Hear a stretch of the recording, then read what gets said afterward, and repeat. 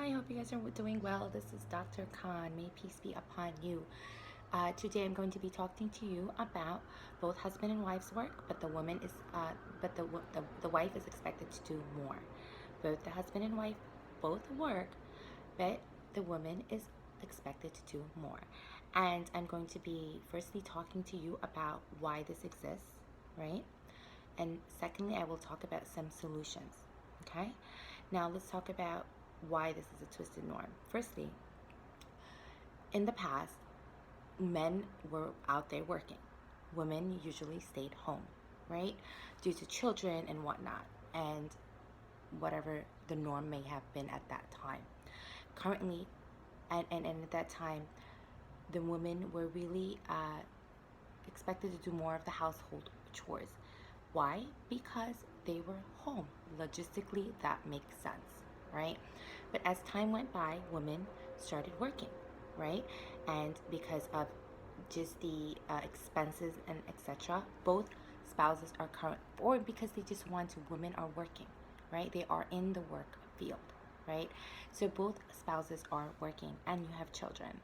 Now, what ends up happening is because of certain homogenous cultural influences, the women are still expected to do more. They are still expected to do more. Now, we have to realize that certain variables do not exist anymore, right? The variable has changed. Both spouses are working. There are children involved, right? So what does that mean?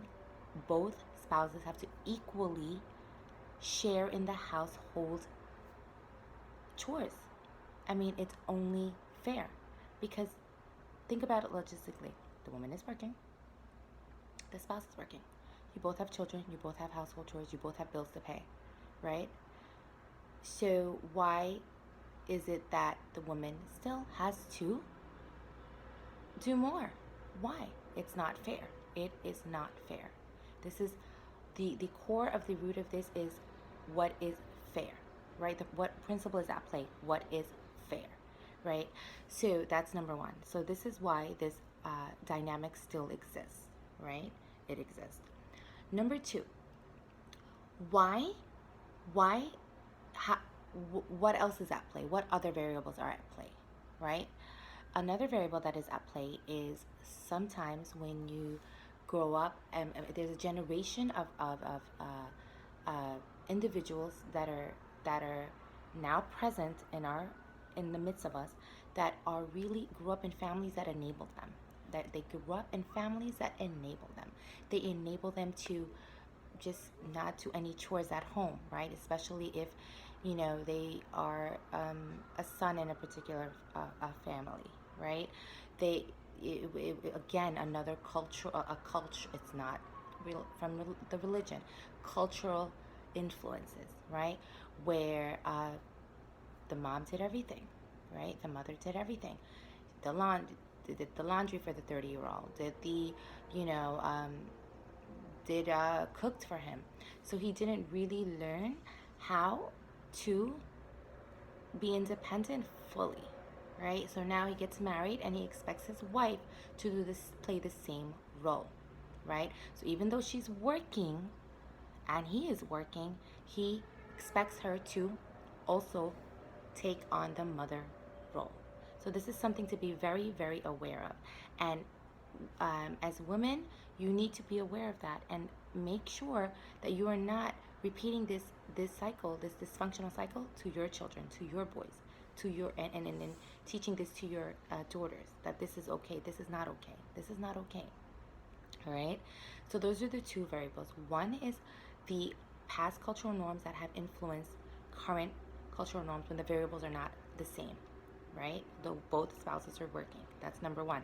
The second variable involved is the other cultural influence or generational influence, where there's a lot of enabling going on, where there's a generation of men that just are being babied. That I'm just gonna put it that way, right? Where they just the mother does everything. They're just sitting home playing video games, right? They think they're going to inherit their parents' money and they don't have to do anything. Or they're just social media, on social media all day.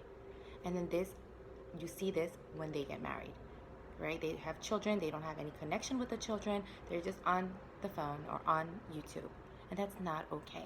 So those are the two variables involved. What are some solutions? Okay, what are some solutions?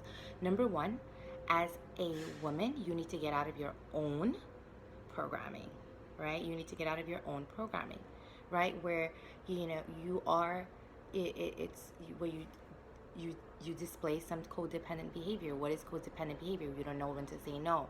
You don't know when to. You don't know how to be direct, right? So, looking into your codependent behaviors, right? Are you addressing the situation? Are you forgiving the person too soon, right? Or uh, expecting a different result when you just gave it one day for this person to really show you if this person is changing, right, his or her way as far as helping out in the household. Okay, so that's change your programming. See what are some cultural programs that you are bringing into your relationship. Okay, that's number one. Number two, be direct. Okay, be direct. So if you need help, you have clearly state, can you please do the laundry? Can you please help me with the laundry? I did the washing, can you fold it? Right?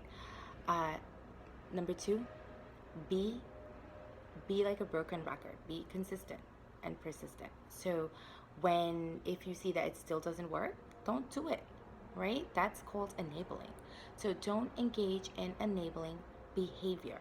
So when, let's say, the spouse has said, I will do the laundry, but the spouse doesn't, don't end up doing it, okay?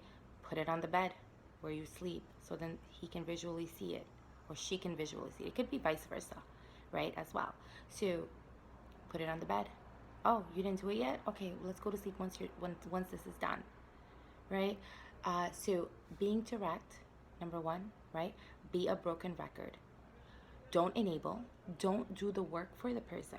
Then the person will never do it, right? Will not do it. Okay. Moving on.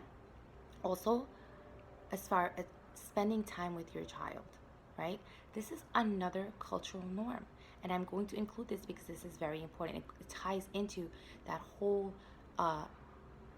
way of thinking in the past, right? The cultural influences from the past, right? If you are a father, you need to be spending time with your children. It's not where, again, in the past where, okay, the mother does everything and the husband is just busy working. You're not busy working. You work, but then you have time to come home and spend time with your family. Okay, so it is. I know in the past we grew up with a lot of people, individuals from homogenous cultures grew up with families where the father really didn't spend time with the children, not one-on-one time where they're engaging, right? It was just you probably went out on vacation or a party, and that was spending time. But that's not what spending time really is. If you think about the Prophet Muhammad sallallahu alaihi wasallam, he actually helped in household chores, number one. Number two, he spent time with his family. That was just priority on his list. That was something very important to him, right? And he had stated it is important to our society as a whole for generations to come. So again, if you are a female, the woman in the relationship, you need to say, hey, you need to spend time with your child. Our son. I'm going to go outside for an hour to work out. Please watch our son and play with him. Okay, thank you. And be persistent. Leave the house so he doesn't find excuses to not do what he's supposed to be doing, right? Again, don't engage in enabling behavior. Okay, so what did we say? What are some solutions? One is be direct, right? Number two, be like a broken record. Number three, do not enable, right? Number four, be consistent, right? Follow up, right? So if the laundry that the spouse had said he would do not end up doing it, right? That's just rule 101, right? That you apply to anyone. Okay, being an educator or a parent or anyone, these are just basic rules. Okay, and then get out of your own cultural norms, right? Where you're afraid to ask, you're afraid to ask for help, you can ask for help. You can ask, as a woman, you can ask your children for help. You can ask your spouse for help, right? That's okay. That's healthy. So then you don't become overwhelmed. And then lastly, I do want you to play the movie, which is very important. What do I mean by play the movie? Play the movie. What will happen if you continue to not ask for help?